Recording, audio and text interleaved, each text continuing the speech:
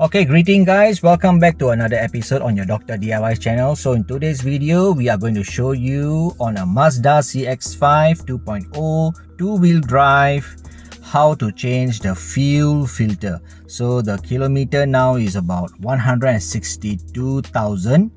So this car have only changed the fuel filter once by the service center during the warranty period. So now we are going to change the fuel filter and we are going to show you the steps needed. So stay tuned and enjoy the show. The fuel filter is located at the rear left side of the seat, under the seat.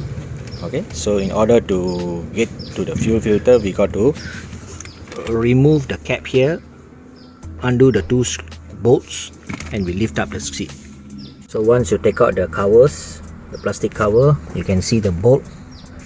Okay, I think it's a size 14, so we're going to lift this one and this one. So we lift the seat up with one elastic rubber cord. Okay, tie that. So the fuel filter will be somewhere here. So that is the fuel filter. So we got to open up 4 here. We got to undo all the screws. We got to plug out the wire. And we got to lift this green color thing up. This clip. Take out this.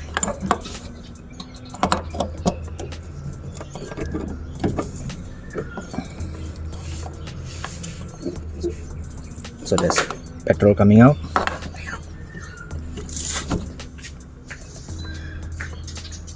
We have to open up the petrol cap. Okay, so we have done all the screws. So we take out the black bracket.